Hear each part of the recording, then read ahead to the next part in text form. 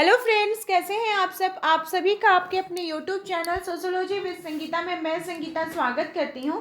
और इस चैनल के माध्यम से हम लोग सोशियोलॉजी के कम्पिटिटिव एग्जाम की प्रिपरेशन करते हैं। अभी जो हमारे क्लासेस चल रहे हैं उसमें हम लोग झारखंड लेडी सुपरवाइजर का सोशियोलॉजी का सिलेबस को कवर कर रहे हैं। यूनिट वाइज टॉपिक वाइज हम लोग थ्योरी को देख रहे हैं, साथ ही साथ एमसीक्यू प्रैक्टिस कर रहे हैं। मिसलेनियस हम लोगों ने क्वेश्चंस भी देखा। और मैं जल्द ही एक मैराथन क्लास लेकर आऊँगी। मैराथन क्लास मैं बना रही हूँ, तो उसमें 1-2 दिन का टाइम लगेगा, मुझे 1-2 दिन का समय दीजिए, तो मैं मैराथन क्लास को लेकर आप लोगों के पास आऊँगी। और एक और बात आप लोगों के बोलना चाहती हूँ कि जो भी स्टूडेंट्स पेड ग्रुप से जुड़ना चाहते हैं तो उसका डिस्क्रिप्शन बॉक्स में उसका प्रोसेस दिया हुआ है, आप जाकर वहाँ पे उस प्रोसेस को फॉलो करते हुए ऐड हो सकते हैं। या फिर किसी प्रकार की भी क्वायरीज हो तो वहाँ पे मेरा कॉन्टैक्ट नंबर है, आप मुझे कॉन्टैक्ट कर सकते हैं। तो देखिए, यूनिट 5 में हम लोगों ने क्या पढ़ा था कि जो मैरिज, फैमिली और किनशिप से रिलेटेड, ठीक है। तो मैरिज में जैसे आपका हिंदू विवाह, मुस्लिम विवाह आ जाएगा। परिवार में आपके संयुक्त परिवार, एकाकी परिवार आ जाएंगे। तो ये सभी से रिलेटेड किस प्रकार के क्वेश्चन एग्जाम में पूछे गए हैं उसको हम लोग आज के क्लास में देखेंगे। आज की क्लास बहुत ही ज़्यादा आप लोग के लिए हेल्पफुल होने वाली है, तो इसलिए वीडियो को लास्ट तक देखिए। अगर आपको वीडियो पसंद आए तो जरूर इसे लाइक करें, अपने दोस्तों के भी शेयर करें, और मेरे चैनल पर नए हो तो प्लीज़ सब्सक्राइब करना ना भूलें, क्योंकि आपके लाइक्स, आपके कमेंट से मुझे क्या करते हैं, मोटिवेशन का काम करते हैं। तो आज की क्लास को हम लोग स्टार्ट कर रहे हैं। क्या बोला जा रहा है, हम लोग यहाँ पे पढ़ेंगे हिंदू विवाह एवं संयुक्त परिवार। तो हिंदू विवाह के अंतर्गत आपने सुना होगा सप्तपदी। ये सप्तपदी क्या होता है, ठीक है। अग्रणी के समय से जो वर वधु 7 फेरे लेते हैं उसके बाद ही विवाह को समाज में स्वीकृत वैधता मिलती है, इसे माना जाता है। तो ये क्या है, एक प्रकार का अनुष्ठान है, प्रथा है, धर्म विधि है या परंपरागत व्यवहार है। सप्तपदी को आप क्या जानते हैं, किस रूप में जानते हैं। तो सप्तपदी जो है वो क्या हो जाएगा, आपका एक अनुष्ठान है। पीवी काने ने अपनी पुस्तक हिस्ट्री ऑफ धर्मशास्त्र में हिंदू विवाह के 39 संस्कारों का वर्णन किया, जिसमें प्रमुख है वागदान, कन्यादान, अग्नि स्थापन, पानी ग्रहण, लाजा होम, अग्नि प्रयन तथा सप्तपदी। सप्तपदी सबसे महत्वपूर्ण अनुष्ठान है जो कि हिंदू विवाह की एक आवश्यक शर्त है। सप्तपदी के लिए वर और वधु उत्तर दिशा की ओर 7 पग बढ़ाते हैं। प्रत्येक पग जो होता है वो साथ साथ उठाते समय विभिन्न कामनाएं की जाती हैं, जैसे पहला पग रखते समय अन्न की कामना, दूसरा शारीरिक और मानसिक बल की कामना, तीसरे में धन की कामना, चौथे में सुख, पांचवें में संतान, छठे में प्राकृतिक सहायता और अंतिम पग रखते समय पारिवारिक सखा भाव की कामना की जाती है। इस सभी के साथ वर यह कामना भी करता है कि दोनों का मन एक दूसरे के अनुकूल बने और अनुष्ठान के बाद विवाह कार्य संपन्न होता है। तो हिंदू विवाह का एक आवश्यक शर्त है, वो आवश्यक शर्त क्या है, उपनयन, खितवा, सप्तपदी या कुल्लुक। तो जब हम लोग प्रीवियस क्वेश्चन को देखें तो वो क्या आवश्यक शर्त हो जाएगा, सप्तपदी ये आवश्यक शर्त हो जाएगा। किसका, तो हिंदू विवाह का आवश्यक शर्त माना जाएगा। हिंदू धर्मशास्त्र मतानुसार एक ब्राह्मण स्त्री का वैश्य वर्ण के पुरुष के साथ विवाह संबोधित होगा। जब हिंदू धर्मशास्त्र हम लोग पढ़ते हैं तो उसमें ब्राह्मण स्त्री का जब वैश्य वर्ण के पुरुष के साथ विवाह होता है, ठीक है, तो उसको कैसा विवाह बोला जाता है, प्रतिलोम, अनुलोम, ठीक है। तो उसे क्या बोला जाता है, प्रतिलोम। जब कभी भी उच्च जाति की वर्ण की स्त्री का विवाह अपने से निम्न परिस्थिति की जाति या वर्ण के पुरुष से किया गया है तब ऐसे विवाह को प्रतिलोम विवाह कहा जाता है। प्रतिलोम विवाह पर समाज में कठोर नियंत्रण लगाए गए हैं और धर्मशास्त्रों में यहाँ तक कह दिया गया है कि प्रतिलोम विवाह जिसमें पत्नी की जाति या वर्ण पति की जाति या वंश से उच्च होती है के फलस्वरूप उत्पन्न होने वाले संतानों को कोई भी जाति प्राप्त नहीं होती है, बल्कि वे चांडाल और निषाद हो जाते हैं। किंतु जाति प्रथा के अंतर्गत किसी शूद्र वर्ण के पुरुष द्वारा ब्राह्मण, क्षत्रिय या वैश्य वर्ण की कन्या से किया गया विवाह इस श्रेणी में आता है। यह विवाह अनुलोम विवाह के ठीक विपरीत स्वरूप है। हमारा नेक्स्ट क्वेश्चन है कि जब एक हिंदू पुरुष अपने से उच्च वर्ण की स्त्री से विवाह करता है तो उसे कहते हैं, जब एक हिंदू पुरुष अपने से ऊंचे वर्ण की स्त्री के साथ विवाह करता है तो उसे कौन सा विवाह बोला जाता है, उसे प्रतिलोम विवाह बोला जाता है। नेक्स्ट क्वेश्चन है कि जब उच्च जाति की लड़की का निम्न जाति के लड़के से विवाह होता है तब निम्नलिखित में से यह व्यवस्था क्या कहलाती है। उच्च जाति की लड़की का निम्न जाति के लड़के के साथ जब विवाह होता है तो वो क्या कहलाता है? प्रतिलोम विवाह कहलाता है। हम लोगों ने प्रीवियस क्वेश्चन में ही इसे देख लिया। क्या कहा जाता है? प्रतिलोम विवाह। नेक्स्ट क्वेश्चन है कि निम्न वर्ण का पुरुष जब उच्च वर्ण की कन्या से विवाह करता है तो उसे कहते हैं, निम्न वर्ण का पुरुष है और वो क्या कर रहा है? उच्च वर्ण की कन्या के साथ विवाह कर रहा है तो उसको क्या कहा जाएगा? उसको प्रतिलोम विवाह कहा जाएगा। प्रीवियस क्वेश्चन है और ये रिपीटेड क्वेश्चन है, बार बार ये क्वेश्चन आपको देखने को मिलेंगे कि इस प्रकार के क्वेश्चन एग्जाम में पूछे जाते हैं। नेक्स्ट क्वेश्चन है कि जब उच्च जातीय लड़की निम्न जातीय लड़के से विवाह करती है तो उसे कौन सा विवाह बोला जाता है? देखिए कितने बार ये क्वेश्चन रिपीट हुआ है, तो उसे क्या बोला जाता है? प्रतिलोम विवाह बोला जाता है। उच्च वर्ण की लड़की होगी, निम्न वर्ण के लड़के के साथ जब विवाह होगा तो उसे प्रतिलोम विवाह कहते हैं। प्रतिलोम विवाह कैसे कहते हैं? देखिए क्वेश्चन किस प्रकार से आपको तरह तरह से पूछा जा रहा है। इसमें क्या है कि श्रेष्ठ जाति की कन्या जब निम्न जाति के पुरुष के मध्य जो विवाह होता है तो उसको प्रतिलोम विवाह कहते हैं। नेक्स्ट क्वेश्चन है कि यदि उच्च सामाजिक परिस्थिति समूह की कन्या का विवाह निम्न सामाजिक परिस्थिति के व्यक्ति से होता है तो वह किस प्रकार का विवाह कहलाता है? वो प्रतिलोम विवाह कहलाता है। चीज वही है, क्वेश्चन को सिर्फ घुमाकर पूछा गया है, तो समझने की भर की देरी खाली है।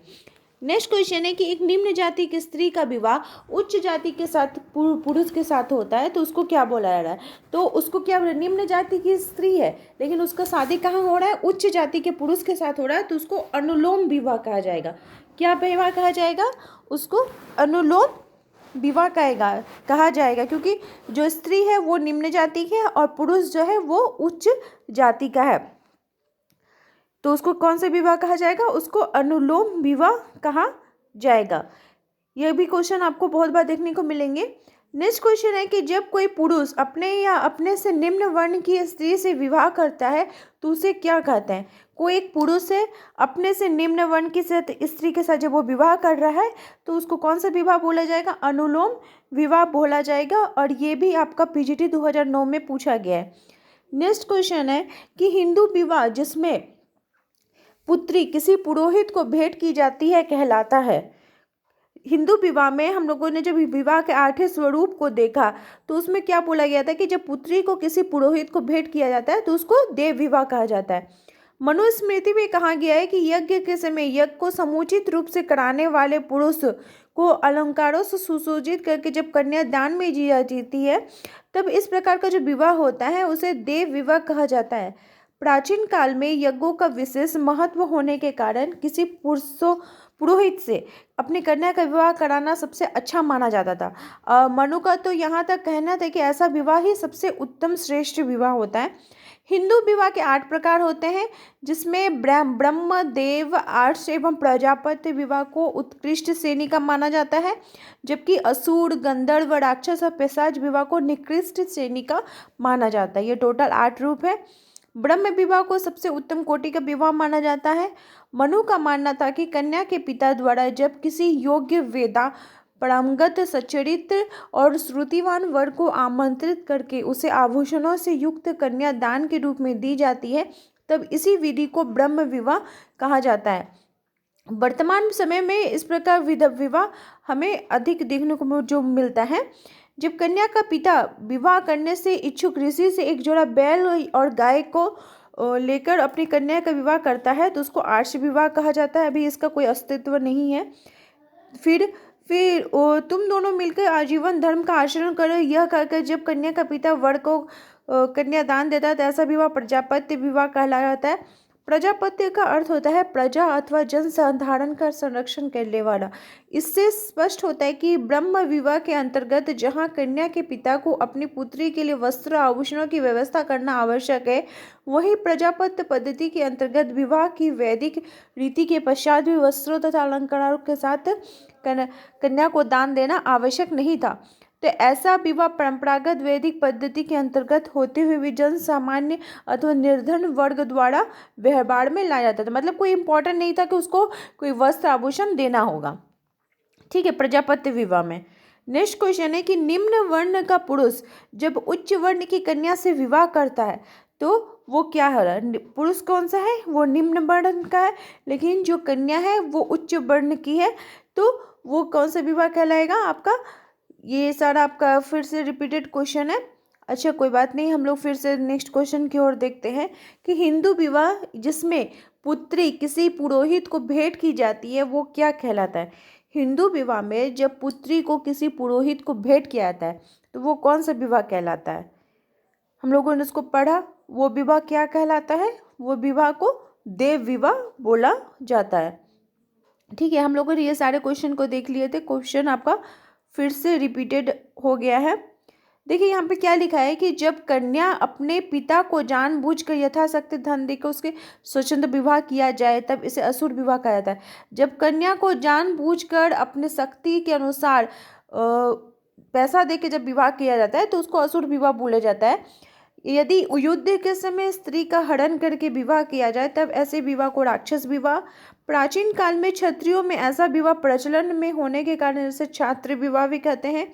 मनु के अनुसार सोई ही उन्मुक्त मदिरापान की हुई राह में अकेले लड़की के साथ बलपूर्वक कोई कुकृत्य करके जो विवाह किया जाता है उसको पिशाच विवाह कहा जाता है।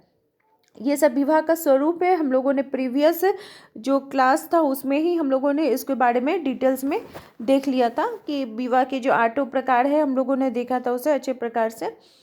नेक्स्ट क्वेश्चन है कि हिंदू विवाह के निम्नलिखित प्रकारों में से कौन सा प्रकार है बताने को बोला गया है। तो ये ऊपर में देखिए जितना कुछ भी हम लोगों ने पहले ही पढ़ लिया है।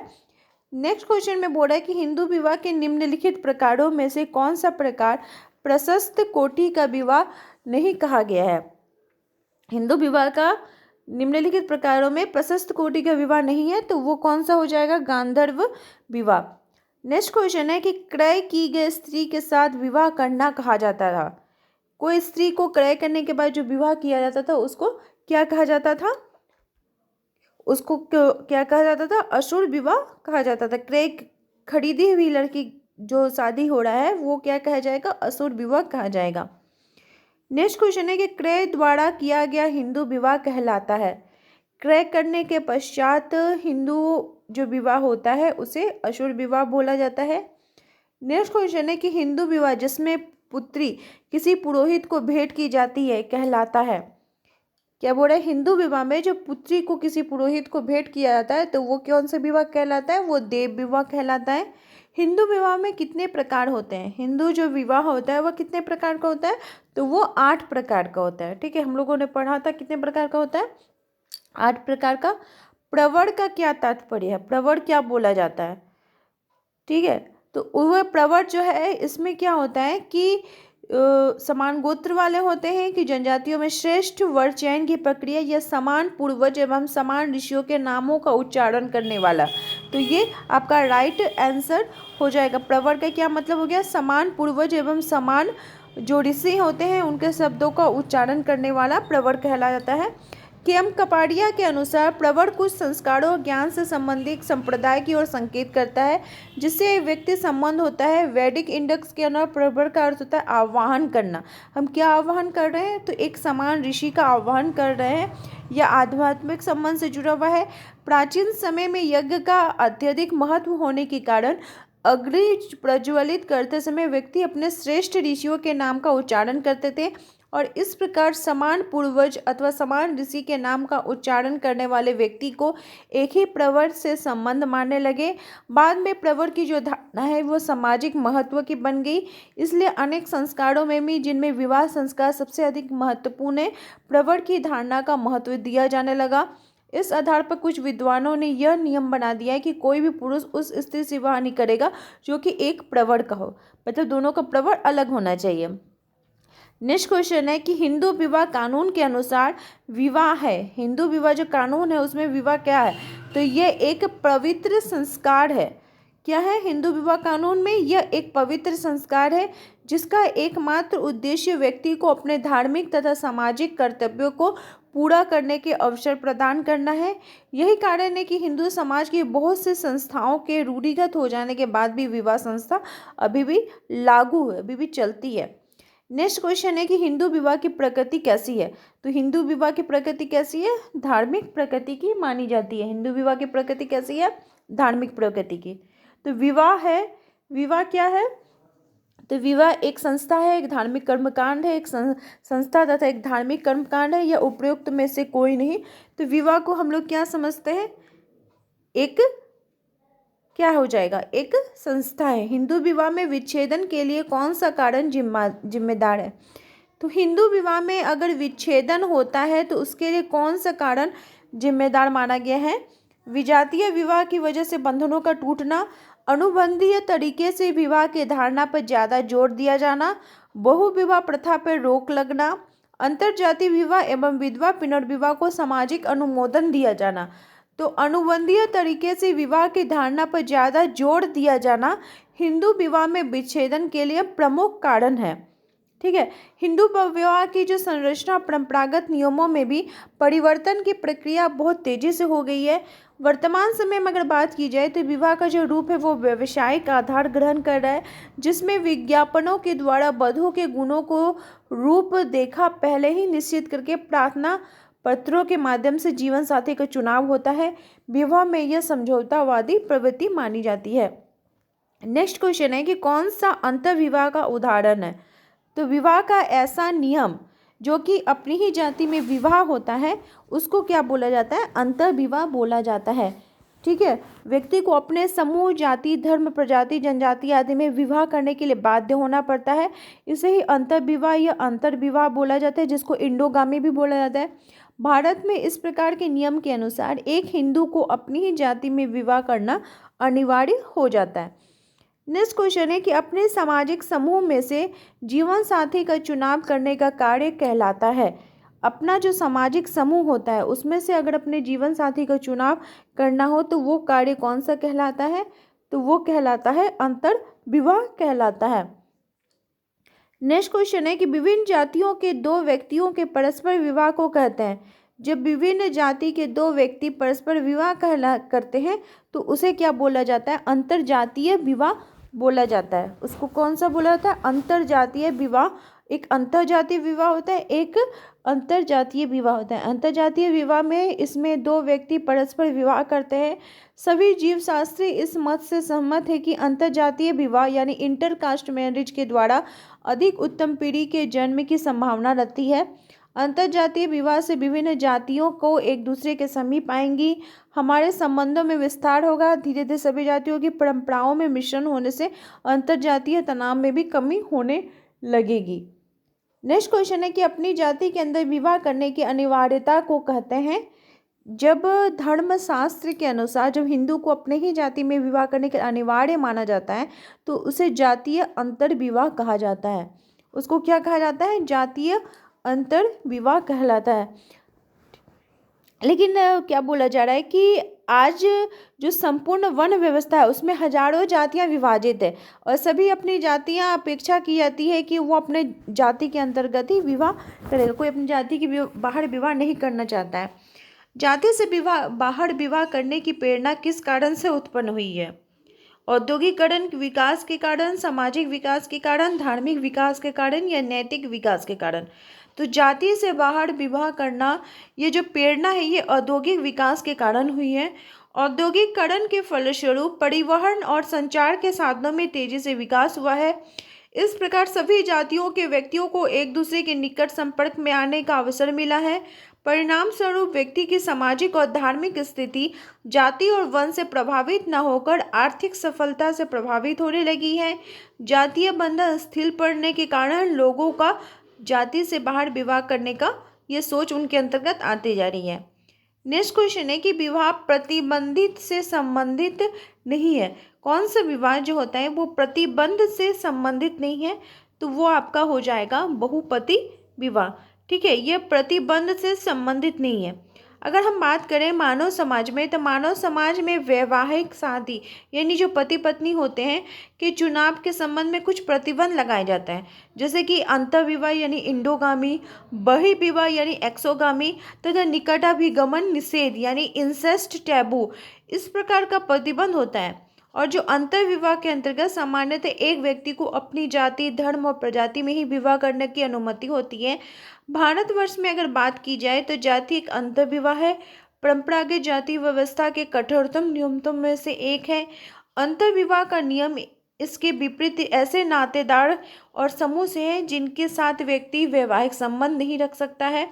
इस नियम को बहिर्विवाह भी कहते हैं। व्यक्तियों से विवाह संबंध स्थापित करने पर प्रतिबंध लगता है। हिंदू विवाह में सगोत्र सपिंड बहिर्विवाह होते हैं। लभी सभी समाजों में निकटाभिगमन निषिद्ध संभवतः हमें देखने को मिलता है। बहिर्विवाह का सबसे अधिक महत्वपूर्ण नियम है पिता पुत्री, माँ बेटा, भाई बहन के बीच विवाह संबंध विश्व के किसी समाज में नहीं है। कहीं अभी आपको दिखे मिलेगा तो इसे पर निषेध निकटाभिगमन है। प्राथमिक नातेदारों के बीच भी यौन संबंध पर प्रतिबंध लगाया गया है, जिसको निकटाभिगमन निषेध बोला जा रहा है। बहुपति विवाह का यह स्वरूप है। जब एक स्त्री के कई पति होते हैं तो वो दो प्रकार का होता है। एक तो हम लोगों ने देखा था कि एक स्त्री के अगर कोई एक से अधिक पति होंगे तो वो भी दो प्रकार का होगा, जैसे भातित्व बहुपति और गैर भातिक बहुपति हो जाएगा। ठीक है, इस प्रकार से भी हम लोगों ने उसको देखा था। नेक्स्ट क्वेश्चन है कि हिंदू वर्ष के किस वर्ष के हिंदू विवाह अधिनियम के अंतर्गत हिंदुओं को तलाक के प्रावधान किए गए। मतलब हिंदुओं में तलाक की जो व्यवस्था ये कब की गई है, तो हिंदू विवाह अधिनियम 1955 के अंतर्गत हिंदुओं को तलाक की व्यवस्था की गई है। विशेष विवाह अधिनियम 1954 में हिंदू विवाह के किस एक प्राविधान को प्रभावित या परिवर्तित किया गया है, तो विशेष विवाह अधिनियम 1954 विशेष विवाह अधिनियम 1872 का ही एक संशोधित रूप है। ठीक है, 1872 के अधिनियम के अनुसार विवाह पर लगे धार्मिक प्रतिबंधों को हटाकर उन सभी व्यक्तियों को आपस में विवाह करने का अधिकार दिया गया था जो किसी धर्म में विश्वास नहीं करते। वर्ष 1923 में इसमें संशोधन करके यह व्यवस्था की गई कि इस अधिनियम के अंतर्गत अंतर्जातीय विवाह को भी मान्यता दी जाएगी। वर्ष 1954 में पुराना अधिनियम रद्द कर दिया गया। इसके स्थान पर नए विशेष विवाह अधिनियम को पास करके हिंदू, मुसलमान, ईसाई अथवा आदि जो विभिन्न धर्म को मानने वाले सभी व्यक्तियों के बीच वैवाहिक संबंध स्थापित करने की सुविधा दी गई। अधिनियम के अनुसार जब किसी भी धर्म और जाति के व्यक्ति एक दूसरे से विवाह संबंध स्थापित कर सकते हैं तथा विवाह के पहले उनके द्वारा यह घोषणा करने की आवश्यक नहीं है कि वे किसी धर्म में विश्वास नहीं करते। यह अधिनियम अंतर्विवाही संबंध विवाह को प्रभावित करता है। ठीक है, देखिए यहाँ पे कथन और उसके कारण दिए गए हैं।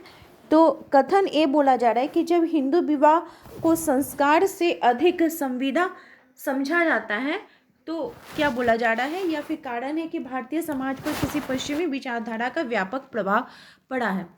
तो हिंदू विवाह एक धार्मिक संस्कार माना जाता है, किंतु पश्चिमी सभ्यता का और व्यक्तिवादी धारणाओं के कारण शास्त्रीय विधि विधानों के सरलीकरण से अब समझौतावादी हो गया है।